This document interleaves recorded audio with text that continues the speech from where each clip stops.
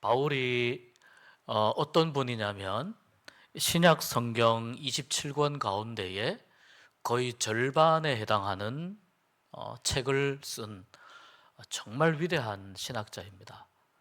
바울의 신학만 공부를 한다 하더라도 사실 다른 건 아무것도 안 하고 먹고 자고 볼일 보는 일 외에 바울만 공부해도 아마 평생을 공부해도 이 바울의 신학을 다 이해하기에는 굉장히 부족할 만큼 그만큼 바울은 탁월한 신학자입니다. 특별히 이 바울이 썼던 많은 그 책들 중에 우리가 서신서에 많이 집중이 되는 것을 봅니다. 빌립보서는 빌립보 교회에 쓴 편지, 고린도전후서는 고린도 교회에 쓴 편지, 디모데전서는 디모데라고 하는 목회의 동력자이자 목회 후배에게 쓴 편지, 이렇게 그 바울이 기록한 다양한 편지들이 있습니다.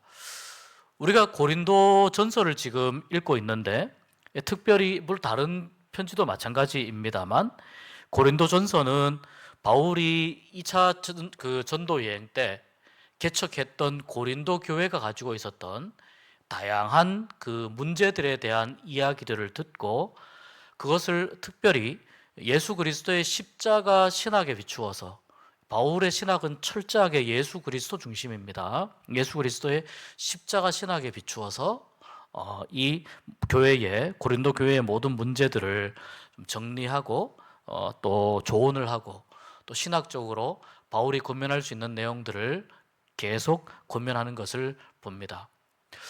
여러분, 만약에 바울이 우리 교회의 상황을 들었다면 어땠을까요? 고린도전서와는 다른 내용의 편지를 썼을 것입니다. 고린도 교회가 가지고 있었던 문제였기 때문에 바울은 그것을 지나칠 수 없었고, 그래서 고린도 교회가 가지고 있었던 여러 가지 다양한 신앙적인 문제, 신학적인 문제, 또 신앙생활의 문제, 교회의 바로섬의 문제, 이런 부분에 대해서 바울이 매우 집중해서 또 모든 자기의 신학적인 지식을 쏟아서 기록하는 것을 봅니다. 2차 전도 여행 때 교회를 한 1년 6개월 정도 고린도에서 목회하면서 교회를 개척했는데 그 교회의 규모가 어느 정도였는지는 모르겠습니다. 100명 교회였을 수도 있고요, 1000명 교회였을 수도 있고, 교회의 규모가 어느 정도인지는 모릅니다. 그러나 고린도라고 하는 도시의 특성을 우리가 생각을 할 때 이 고린도 교회가 제법 규모가 있지 않았을까라고 조심스럽게 미루어 짐작을 할 수가 있습니다. 지난주에 말씀드린 대로 고린도라고 하는 도시는 당시 이 소아시아와 또는 유럽 이 지역에서 굉장히 상업이 발달했던 대도시였습니다. 당시에 바울이 전도할 때 인구가 60만이었기 때문에 오늘날 우리가 살고 있는 이 땅으로 계산하자면 한 몇백만 정도의 그 정도의 도시이지 않았을까라는 생각이 듭니다. 인구 수에 비례해서 계산을 해본다면 굉장히 큰 대도시였습니다. 상업이 발달하면 여러분 자연스럽게 돈이 모이게 됩니다. 돈이 모이게 되면은요, 그 돈이 위력을 발휘하게 됩니다. 돈은 물론 돈 자체가 가지고 있는 건 가치 교환의 수단이죠. 100만 원짜리, 5만 원짜리, 5천만 원짜리 이 금액만 들어도 우리는 어느 정도의 느낌이라는 것이 오지 않습니까? 무슨 말이냐면 물건이나 재화라든지 서비스라든지 이런 것에 가치를 매겨놓고 그것을 교환하는 수단이 돈입니다. 그런데 이 돈은 돈 자체로서 가만히 내버려 두면 괜찮은데 이것이 사람의 손에 들어오는 순간부터 돈은 신기한 힘을 발휘하기 시작합니다. 그 사람이 어떤 사람이냐에 따라서 이 돈은 굉장히 다양한 영향력을 끼치기 시작합니다. 이것을 우리가 꼭 기억해야 됩니다. 돈이 돈 자체로 그냥 중립적인 것이 아닙니다. 사람이 이 돈을 사용하게 되는 순간부터 이 돈은 굉장히 특이한 힘을 발휘하게 됩니다. 사복음서를 쭉 읽어보시면은 예수님께서 우상 숭배 또는 예수님께서 가장 경고하신 것 중에 무엇을 가장 경고하셨느냐? 하나님을 믿는 것처럼 돈을 섬기는 일에 대해서 예수님이 굉장히 강하게 경고하시는 것을 봅니다. 하나님을 믿는 것처럼 돈을 섬길 수도 있다는 거예요. 다시 말해서 돈의 노예가 될 수 있다는 거예요. 돈의 노예가 될 수 있다는 거예요. 돈은 아까 말씀드린 대로 재화라든지 서비스라든지 이런 여러 가지 것들에 대해서 가치를 매기고 그것을 교환하는 하나의 수단입니다. 돈이 없으면 경제가 돌아가지 않습니다. 오늘날 모든 현대 사회는 돈의 흐름이 막히면은 사회가 주저앉게 되어 있습니다. 시스템이 그렇게 되어 있습니다.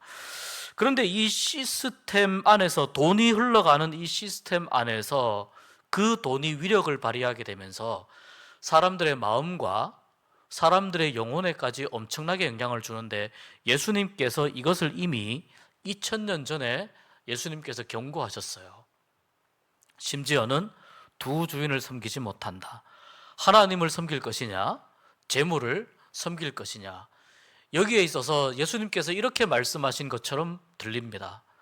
어느 순간 너희들에게 하나님이냐 재물이냐를 결정해야 될 심각한 상황이 오게 될 것이다 라고 예수님께서 경고하신 것처럼 들립니다. 그때도 물론 마찬가지였어요.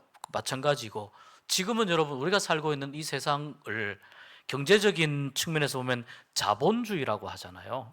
자본주의 세상.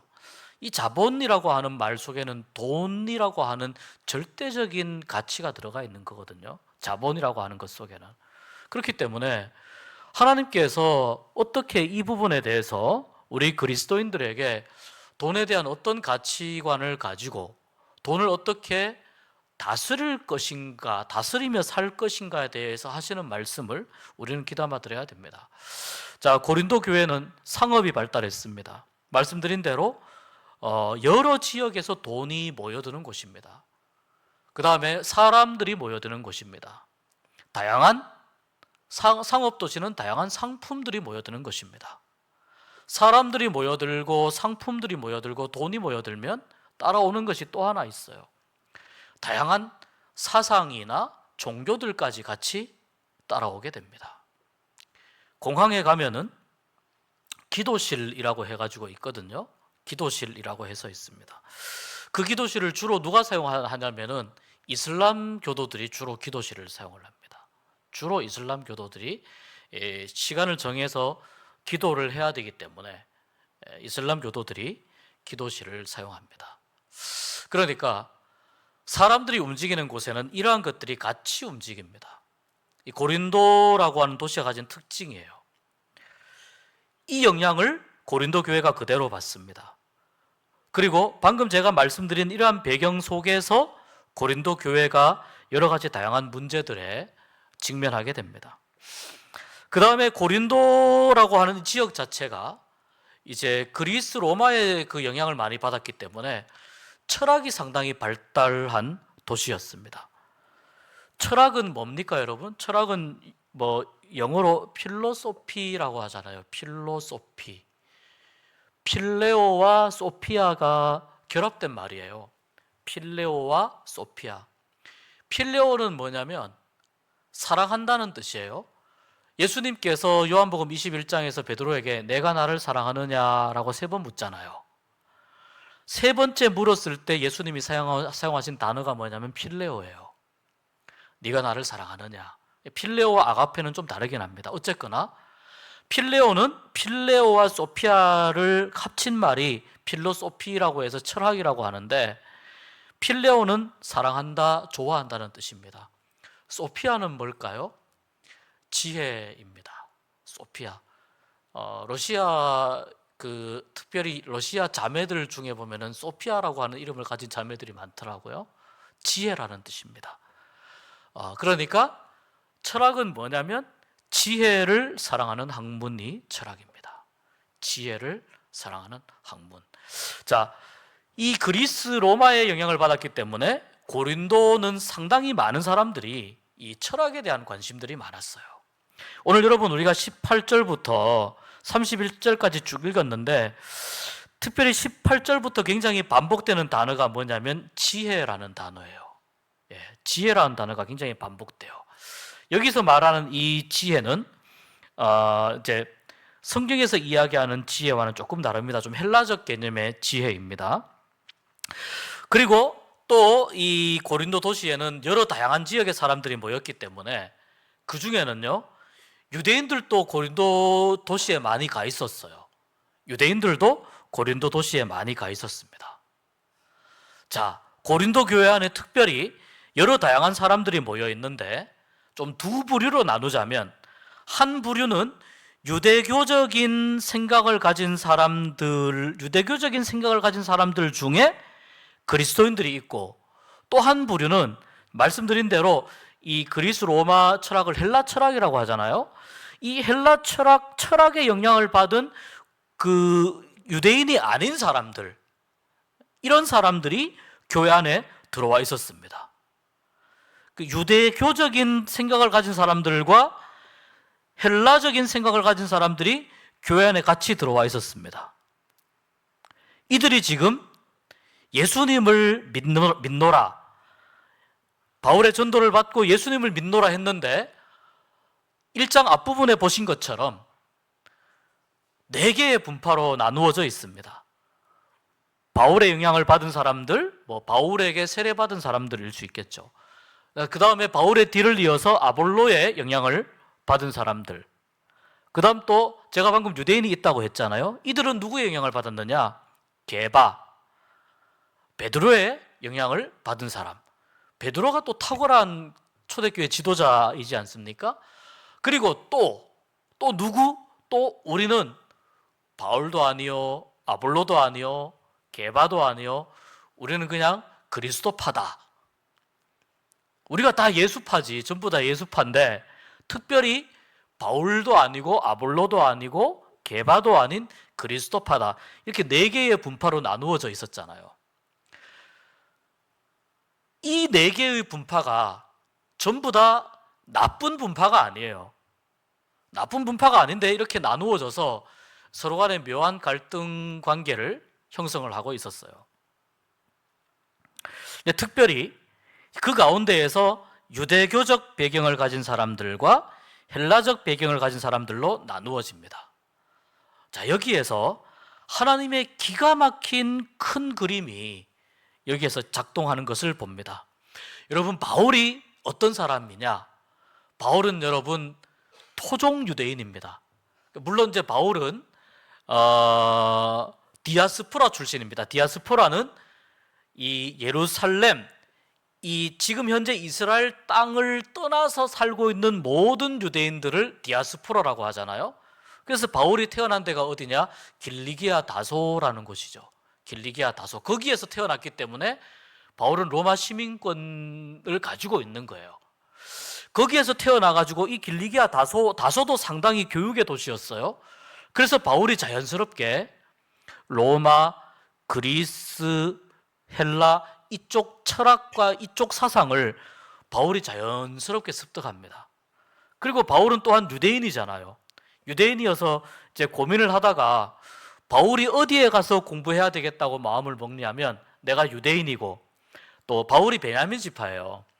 어디에서 공부해야 되겠다 고민하다가 내가 예루살렘에 가야지. 내가 그래도 뼛속 깊이 유대인인데 일단 그리스, 헬라 철학 이런 쪽에 있어서는 내가 지금 어릴 때부터 내가 살고 있는 지역이 길리기아 다소니까 그걸 자연스럽게 배웠지만 조금 더 유대교 사상에 내가 조금 더 공부를 더 하고 싶고 여기에 조금 더 깊이 배우고 싶은데 예루살렘에 가말리엘이라고 하는 탁월한 그 학자가 있다는 소식을 듣고 그 가말리엘의 문화에 들어가서 배운 사람이 바울입니다. 바울은 그러니까 어떤 사람이냐면 유대교적인 사상과 신학에도 정통한 사람이고, 당시에 가말리엘은 최고의 학자입니다. 오늘날 우리식으로 하면 한국의 카이스트나 아니면 서울대나 이런 정도. 그다음 미국 뭐 하버드나 이렇게 예일 같은, 뭐 영국의 옥스포드나 캠브리지 같은 뭐 이런 정도의 이제 최고의 그 학자에게서 유대교를 배웠습니다, 바울이. 그러니까 뼛속 깊이 유대인이고 최고의 학자에서 유대교를 배웠기 때문에 바울은 예수님이 보여준 그 삶과 예수님의 죽음에 대해서 바울은 부정할 수밖에 없었어요. 유대교의 관점에서 보면 예수님이 보여준 삶과 그 죽음은 미련한 것이에요. 그래서 이게 18절에 보면 십자가의 도가 멸망하는 자들에게는 미련한 것이요, 이렇게 이야기를 할 수 있는 거예요. 바울은 이런 이야기 해도 함부로 못 건드립니다. 바울이기 때문에 그렇습니다. 그러니까 유대교적인 사상과 신학에 탁월한 그런 배경이 있고, 또 그 다음에 말씀드린 대로 헬라의 철학과 사상도 바울이 어려서부터 배웠기 때문에 유대교적 헬라적 사상과 철학과 배움에 있어서 바울은 탁월한 사람이에요. 고린도에 어떤 사람이 있었느냐?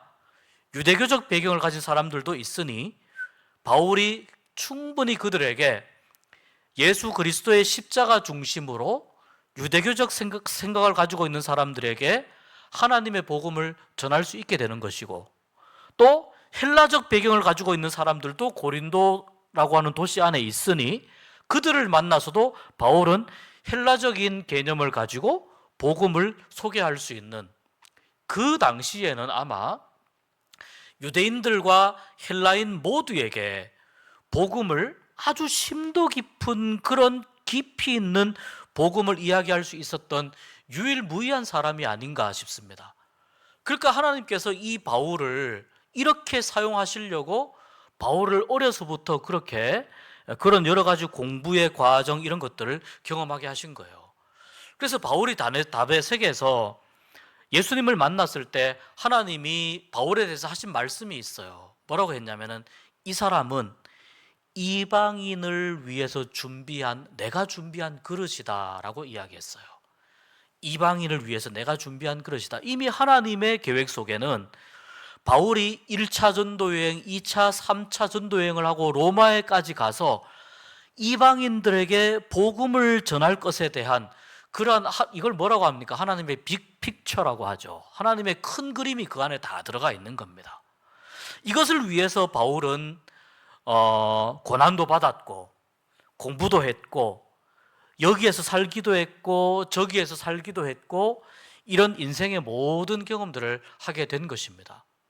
그러니 여러분, 우리가 살아가는 삶의 자리에서, 우리가 살아가는 삶의 현장에서 우리가 경험하는 크고 작은 다양한 경험들과 때로는 성공의 경험들 있을 겁니다. 때로는 성취의 경험들이 있을 겁니다. 때로는 실패의 경험들, 아픔의 경험들이 있을 겁니다.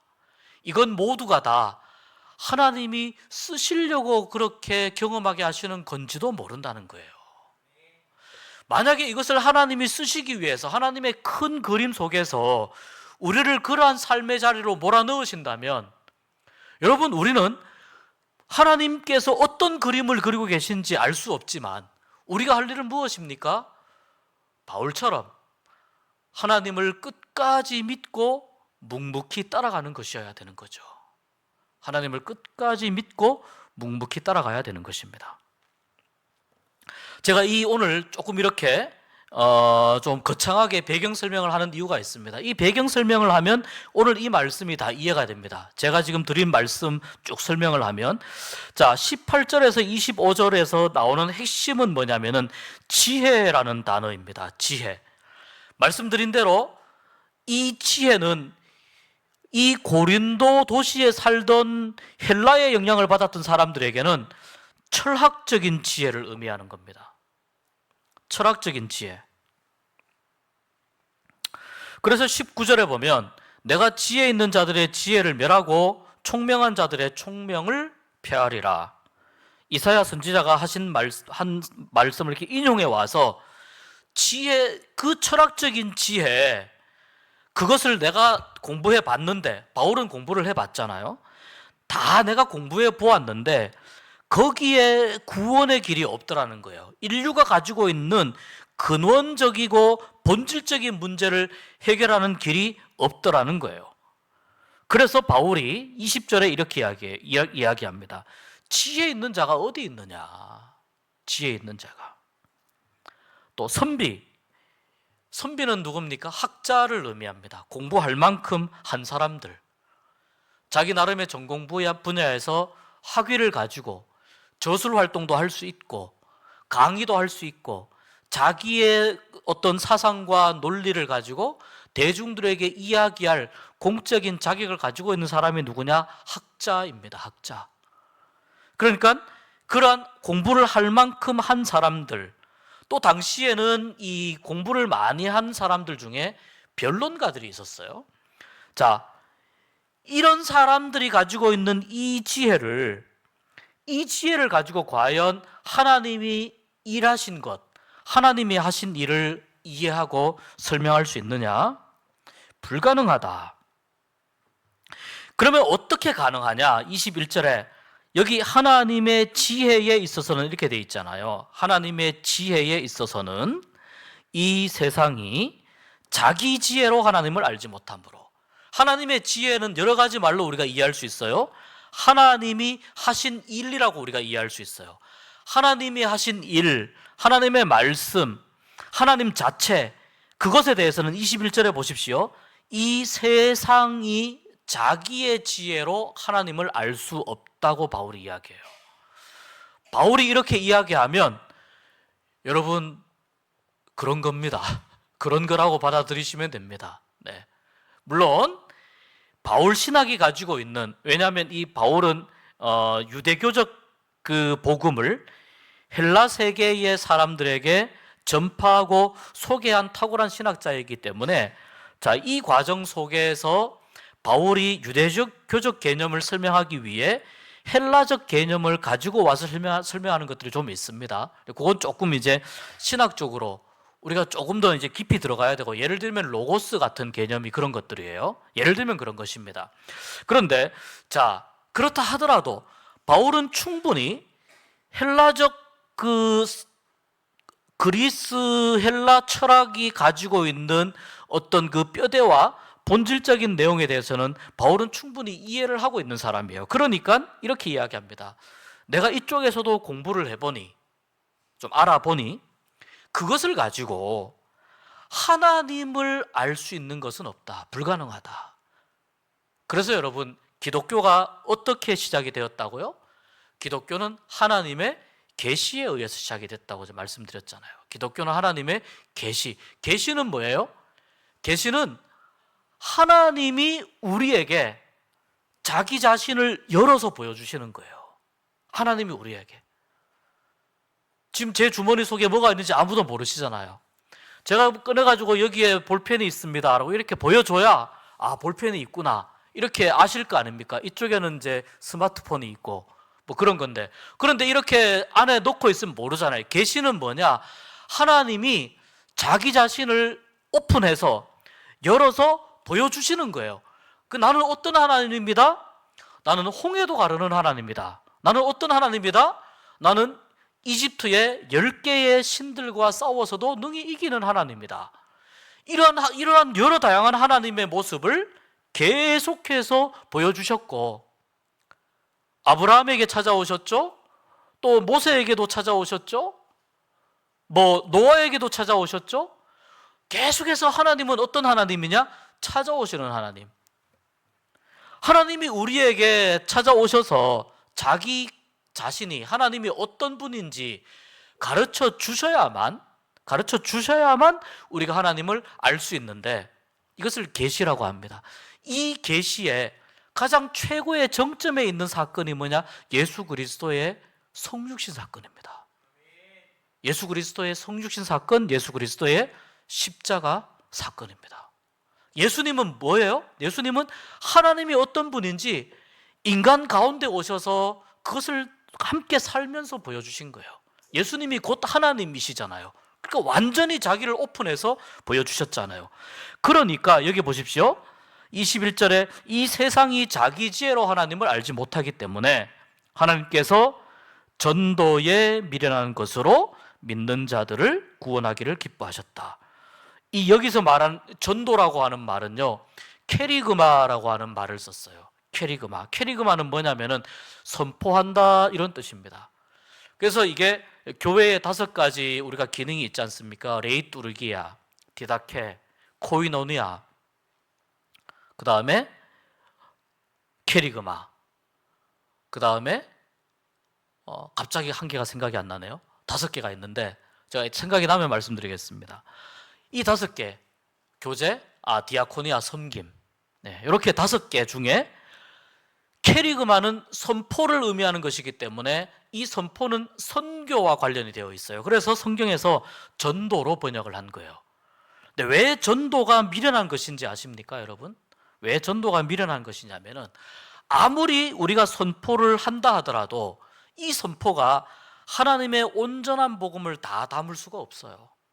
아무리 우리가 십자가를 이야기하고 예수님을 이야기하고 사랑을 이야기해도 다 담을 수 없어요. 그러나 그럼에도 불구하고 하나님이 우리에게 자기 자신을 보여주신 최고의 사건이 예수님의 십자가 사건이라면 이 예수님의 십자가 사건을 부족한 입술로 교회 안에서 가르치고 교회 밖에서 선포하는 이 일들을 통해서 무엇이 가능하게 되느냐? 하나님을 알게 된다는 거예요. 이것 말고는 하나님을 알게 될 방법이 없어요. 하나님을 가장 확실하게 알 수 있는 방법이 이 방법이에요. 거기에서 무슨 역사가 나타나냐? 구원의 역사가 나타난다는 거예요. 이게 21절의 말씀입니다. 아까 말씀드렸다시피 고린도 교회는 유대인들도 있었고 헬라인들도 있었습니다. 유대인들은 어떤 특징이 있는 사람들이냐? 무언가 자꾸 표적을 자꾸 원하는 사람들이에요. 오병이어의 표적, 무슨 물 위로 걸어가는 표적, 병자가 낫는 표적. 그래서 유대인들이 예수님에게 뭐라고 그랬어요? 표적을 좀 보여달라고. 수많은 표적을 보여줬는데 또 표적을 보여달라고. 예수님이 그래서 너무 화가 나서 하신 말씀이 요나의 표적밖에 보여줄 것이 없다라고 말씀하셨잖아요. 요나의 표적밖에. 이 유대인들의 특징이에요. 유대인들은 무언가 자꾸 눈에 무언가가 자꾸 나타나야 돼요. 그런데 오늘 이 말씀을 보면은 이 표적 중심의 신앙이 건강한 신앙이냐? 건강한 신앙이 아니에요. 표적 중심의 신앙이 건강한 신앙이 아니에요. 자, 헬라인은 뭘 찾아요? 지혜를 찾아요. 헬라인은 아까 말씀드린 대로 이 지혜는 뭡니까? 철학적인 여러 가지 이야기들입니다. 인간의 모든 그 지적인 능력들을 동원해서 할 수 있는 모든 지적 활동들이 다 이 지혜에 포함이 됩니다. 그러면 그렇게 해서 인간이 자기의 지식을 동원해서 계속해서 이 지적인 활동을 하면 그 십자가의 신비가 풀어집니까? 하나님을 알 수 있습니까? 모르죠. 오직 하나님을 알 수 있는 방법은 뭐예요? 구원에 이루는 유일한 방법은 뭐예요? 우리는 십자가에 못 박힌 그리스도를 전하니. 우리는 십자가에 못 박힌 그리스도를 전하니. 그러니까 우리에게 이 예수님과 십자가 사건, 이 구원관이 우리에게 분명히 정립되어 있어야 다양한 생각을 가진 사람들에게 이 십자가를 제대로 전할 수가 있는 것입니다. 유대인들은 왜 거리끼는 것이라고 했느냐? 유대인들에게는 이러한 그 통속적인 하나의 그 믿음이 있어요. 나무에 매달리는 사람은 저주받은 사람이다라고 하는 그런 이제 그 생각들이 있어요. 예수님이 나무 십자가에 매달렸잖아요. 그러니까 유대인들은 이 나무에 매달리는 게 이미 기분이 나쁜 거예요. 예수님이 기분 나쁜 거라기보다는 예수님이 메시아라면 저렇게 돌아가시면 안 된다는 거죠. 표적도 보여주고 왕성하게 활동을 하면서 이렇게 가야지 저렇게 매달려서 십자가에 저주받은 상태로 죽으면 우리가 아무리 믿고 싶어도 못 믿겠다는 거예요. 유대인들은 믿을 수가 없겠다는 거예요. 그래서 유대인들에게는 거리끼는 것이고 자, 이방인, 여기서 말하는 이방인들은 헬라 철학의 영향을 받은 사람들이에요. 이 사람들에게는 왜 미련한 것이냐? 아니, 십자가만큼 미련한 것이 어디 있습니까? 왜냐? 이때 당시엔 로마가 다스릴 때잖아요. 로마가 다스릴 때인데 십자가형은 로마 정부에서 가장 처참하게 사람을 죽이는 사형 방식이죠. 그걸 생각해 보세요. 또 정치적으로 거의 반역자 수준에 해당되는 가장 악질적인 죄수를 사형시키는 방법이 십자가형이잖아요. 그러니까 이 고린도 사람들이 십자가형, 예수님이 십자가 달려 돌아가셨다고 이야기하니 예수님이 왜 그랬대? 이런 반응이 나오는 겁니다. 왜 저렇게 멍청하게 돌아가셨대? 이럴 수밖에 없는 겁니다. 십자가에 그렇게 죽으면 저게 얼마나 어리석게 죽는 것인지 예수님이 모르고 죽으셨대? 이게 헬라인들은 그렇게 반응할 수밖에 없는 겁니다. 유대인들이 볼 때는 저주받은 건데 이렇게 저주받은 십자가를 받아들여야 되나? 이런 거리낌이 있는 것이고, 헬라인들이 볼 때는 저렇게 어리석게 죽을 수가 없는데 예수님 왜 저렇게 죽으셨대? 예수님이 저렇게 정치적으로 저렇게 미련할 수밖에 없는 분이 어떻게 구원자이고 메시아냐? 이렇게 이해할 수밖에 없는 거예요. 그러나 여기서 유대인들도 그렇고 이방인들도 그렇고 놓치고 있는 것이 뭐냐면은, 말씀드린 대로 이들이 생각하고 있는 그 메시아의 기준, 메시아는 많은 사람들의 존경을 받고 많은 사람들의 그 어떤 그 이끌림을 받고 위대한 지도력을 가지고 멋있게 영웅으로 그렇게 성공하는 것이, 그것이 이들이 생각하는 그 메시아의 기준인데, 유대교적으로 생각해 보아도 이거는 이해가 안 되고 헬라적으로 생각해 보아도 이거는 이해가 안 되는데, 왜 하나님은 이렇게 어리석어 보이고 미련해 보이는 십자가에 예수님을 못 박아서 죽이셨을까? 여기에서 신앙의 역설이 나오게 되는 겁니다. 여기에서 신앙의 역설이 나오는 겁니다. 사람들이 이해할 만했으면 하나님은 애초에 시작도 하지 않으셨을 겁니다. 사람들의 생각으로, 사람들이 조금 고민해서 생각해서 그래 이런 것이구나라고 이해할 정도였으면 하나님이 굳이 사람이 되어서 이 땅에 내려오시지도 않았을 겁니다. 여우도 굴이 있는데 나는 머리 둘 곳조차 없도다라고 그렇게 비참하게 예수님이 살지 않았을 겁니다. 왜 그렇게 사셨습니까? 그 방법밖에 없었기 때문이라는 거예요. 그 방법밖에 없었기 때문이라는 겁니다. 사람들이 볼 때는 그것이 한없이 하나님께서 어리석은 방법을 사용하신 것 같은데, 이것이 신앙의 역설이고 십자가의 신비이고 모든 인류에게 구원의 길을 열어주는 방법은 하나님께서 보실 때에 이 방법 말고는 없었다라는 거예요. 이 방법 말고는 없었다. 그래서 바울이 이 십자가 사건을 중심으로 이야기합니다. 여러분이 볼 때는 하나님이 어리석어 보입니까? 여러분, 아무리 하나님이 어리석어 보여도 사람보다 지혜롭습니다. 아무리 하나님이 어리석어 보여도, 십자가 사건이 아무리 미련해 보여도 사람보다 지혜롭습니다. 십자가에 달린 예수님이 이 세상 어떤 존재보다 가장 무기력해 보여도, 가장 무력해 보여도 그 십자가의 죽음을 딛고 다시 부활하신 분이 예수님이시기 때문에 여러분이 볼 때에는 미련해 보이고 거리끼는 것처럼 저주받은 죽음인 것처럼 보여도 그 저주받았다고 생각하는 그 죽음도 이기고 예수님이 다시 살아나셨기 때문에 하나님께서 마련하신 이 십자가 사건은 아무리 사람들이 힘을 모아도 이 십자가 사건은 사람들의 그 어느 누구보다 훨씬 더 강합니다. 그것이 무엇입니까? 하나님의 능력입니다. 오직 예수 그리스도를 바라보고 예수 그리스도를 구주로 고백하고 예수 그리스도를 중심으로 내 삶을 다시 재정립하고 예수 그리스도를 중심으로 내가 다시 하나님 앞에 서기를 원하고 내 삶의 목적을 다시 리셋하기를 원하는 그 사람들에게는 십자가가 무엇이냐? 하나님의 지혜요, 하나님의 능력이 된다는 거예요.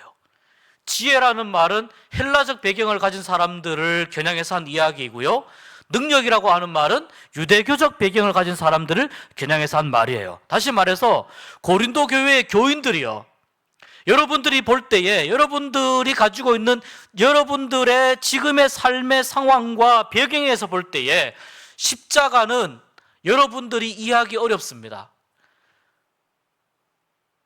그러나 여러분이 바울파다, 아볼로파다, 게바파다, 그리스도파다 이렇게 이야기하는 자체가 이미 여러분들은 십자가의 의미를 제대로 이해하고 있지 못하기 때문에 그런 이야기를 하고 있는 것입니다. 십자가를 다시 보십시오. 바울파가 중요합니까? 아볼로파가 중요합니까? 게바파가 중요합니까? 철학이 중요합니까? 표적이 중요합니까? 여러분, 십자가를 보십시오. 그 안에서 여러분이 십자가를 온전히 나의 십자가로 받아들이고 그 십자가에 매달린 예수 그리스도의 죽음을 나의 죽음으로 받아들이고 부활하신 예수님의 부활을 나의 부활로 받아들일 때 그 십자가 안에 숨겨져 있는 하나님의 능력과 하나님의 지혜를, 진정 올바른 하나님의 능력과 지혜를 발견하게 될 것입니다. 이것을 중심으로 교회는 하나됨을 경험하게 될 것입니다. 파벌 싸움, 파벌 논쟁 아무 의미 없습니다, 여러분. 십자가를 중심으로 교인들이 다시 뭉치게 되면 파벌, 감정, 오래 묵었던 여러 가지 다양한 사연들, 왜 이 십자가에 못 박을 수가 없습니까? 왜 십자가에 그런 것들을 다 던져서 죽을 수가 없습니까? 충분히 가능합니다. 죄인들과 하나님을 화해시키기 위해서 예수님이 십자가에 못 박히셨는데 사람들 사이에 갈라져 있는, 오해하고 갈등하고 미워하고 반목하는 어떤 이유이든지 간에 그러한 이유들보다 십자가가 더 무기력하고 십자가가 더 어리석다는 말입니까? 바울이 하고 있는 이야기예요. 그러니 십자가 안에 얼마나 놀라운 하나님의 지혜가 여기에 숨어 있는가 하는 것을 우리가 다시 한번 깨닫게 됩니다. 26절부터는 다음 주에 좀 살펴보아야 되겠습니다. 특별히 바울이 지혜라는 말을 계속해서 반복한 이유는요, 사람이 자랑할 수 있는 것 중에 가장 탁월한 것 중에 하나가 지혜입니다. 사람이 자랑할 수 있는 것들 중에 가장 탁월한 것 중에 하나가 지혜입니다. 그 지혜 때문에 인류의 역사가, 인류의 문명이 여기까지 발달해 온 것이죠. 그 지혜가 배경이 되어 있기 때문에 우리가 그 놀라운 오랜 시간 동안 쌓아놓았던 그 지적 유산의 토대 위에서 우리가 오늘날 살아가고 있는 것입니다. 스마트폰이 그냥 뚝딱 떨어지지 않았겠죠? 자동차가 그냥 뚝딱 떨어지지 않았을 겁니다. 오랜 시간 인류가 가지고 있는 지혜를 가지고 지식을 활용을 하고 새로운 자연 법칙을 발견을 하고 어떻게 우리가 가진 지식들을 사용할 것인가, 그것을 계속해서 고민한 끝에 나온 다양한 여러 가지 물건들을, 그런 물건들의 그 혜택을 우리가 오늘날 보고 있는 것이죠. 그러니 이 지혜는 얼마나 사람이 자랑할 만한 것인가 하는 것입니다. 그러나 십자가 앞에서 사람들이 자랑하는 이 모든 지혜는 얼핏 보기에는 십자가가 더 어리석어 보이지만 사실은 사람들이 가지고 있는 모든 지혜의 총량을 다 합해서 총합을 가지고 십자가 앞에 와서 덤빈다 하더라도 십자가가 가지고 있는 지혜, 사람을 살리는 지혜, 사람을 구원하는 지혜, 모든 인류에게 영생의 새로운 길을 알려주는 지혜는 십자가밖에 없다는 것이죠. 그러니 우리가 무엇을 가지고 하나님 앞에 자랑하겠냐는 것이죠. 하나님 앞에서 자랑할 것이 무엇이 있겠냐는 것이죠. 다만 우리는 겸손하게 십자가의 참된 의미를 우리가 더 깊이 묵상하고 깨닫고 그 안에서 십자가 안에서 모든 싸움과 갈등과 분쟁과 나눔을 하나 되게 하시고 그 안에서 참된 교회를 세우시고 참된 구원을 이루신 그 하나님의 참된 능력, 구원의 능력, 회복해 하시는 능력, 우리에게 새로운 삶을 허락하시는 능력, 우리가 그것을 맞이하고 기대하고 받아들이면서 이 십자가 중심의 신앙이 교회 안에서 잘 세워져 갈 때 교회가 가지고 있는 여러 가지 다양한 문제들이 온전히 해결되고 그 안에서 하나님의 기쁨을 누리는 교회가 되는 줄 믿습니다. 십자가 중심의 믿음으로 살아가는 우리가 될 수 있기를 주의 이름으로 축복합니다.